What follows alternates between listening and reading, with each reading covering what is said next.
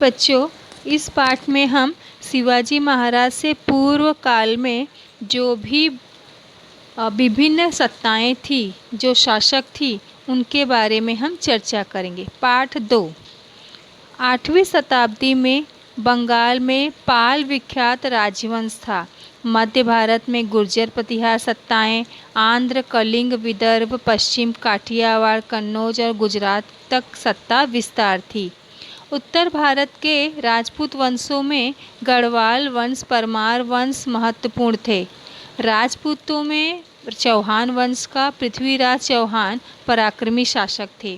तराई नामक स्थान पर हुए प्रथम युद्ध में पृथ्वीराज चौहान ने मोहम्मद गौरी को पराजित किया, लेकिन तराई में हुए दूसरे युद्ध में मोहम्मद गौरी ने पृथ्वीराज चौहान को पराजित किया। इसके बारे में मैं अगला वीडियो भेजूंगी, आप लोग देखना। इसी प्रकार बच्चों, तमिलनाडु के चोल वंश में राजा राज प्रथम और राजेंद्र प्रथम असाधारण महत्व रखते थे। चोल शासकों ने नौसेना के बल पर मालदीव और श्रीलंका को जीत लिया था। कर्नाटक के होयसल वंश में विष्णुवर्धन राजा ने संपूर्ण कर्नाटक को जीत लिया था। महाराष्ट्र के राष्ट्रकूट वंश के गोविंद तृतीय के कार्यकाल में राष्ट्रकूट की सत्ता कन्नौज से लेकर रामेश्वर तक फैली हुई थी। बच्चों, इसमें ज़्यादातर हम दक्षिण भारत की बात कर रहे हैं, साउथ इंडिया कहते हैं ना, उसके बारे में हम जानकारी प्राप्त कर रहे हैं। कालांतर में कृष्ण तृतीय ने इलाहाबाद तक का प्रदेश जीत लिया। अभी बच्चों, आप इसके बारे में भी जानोगे। शिलाहारों के 3 वंश पश्चिम महाराष्ट्र में उदित हुए। पहला वंश कोंकण में ठाणे और रायगढ़, दूसरा वंश दक्षिण कोंकण पर तथा तीसरा वंश कोल्हापुर, सातारा, सांगली और बेलगांव जिलों के कुछ हिस्सों पर राज्य कर रहे थे। शिवाजी महाराज से पूर्व काल के अंत में महाराष्ट्र के यादवों की राज्य सत्ता वैभवशाली राज्य सत्ता मानी जाती है। यादव वंश का शासक भिल्लम पंचम की राजधानी औरंगाबाद के समीप देवगिरी में ही थी। उसने कृष्ण नदी के पार अपनी सत्ता का विस्तार किया। यादवों का शासनकाल मराठी भाषा और साहित्य का स्वर्ण युग माना जाता है।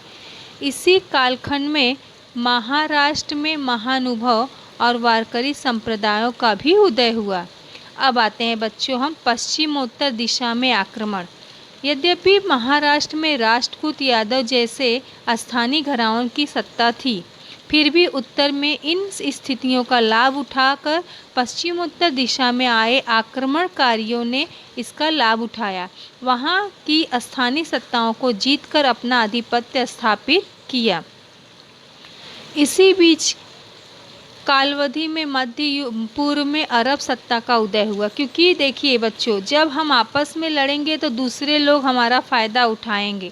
तो जो विदेशी सत्ताएं हमारे देश में आती थी, वो हमारे ही लड़ाई का फ़ायदा उठाकर हम पर वो हावी हो जाती थी। साम्राज्य का विस्तार करने के लिए अरब सत्ताधीश भारत की ओर मुड़े।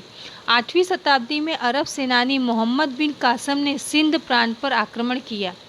सिंध के दाहिर राजा के प्रतिकार को निष्फल बनाते हुए उसने सिंध प्रांत को जीत लिया। मैप में आप लोग बच्चों देखोगे सिंध कहाँ है ना।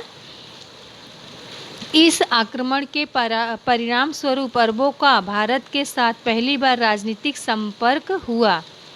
कालांतर में मध्य एशिया के तुर्की, अफगानी और मुगल भारत में आए और उन्होंने भारत में अपनी सत्ता स्थापित की।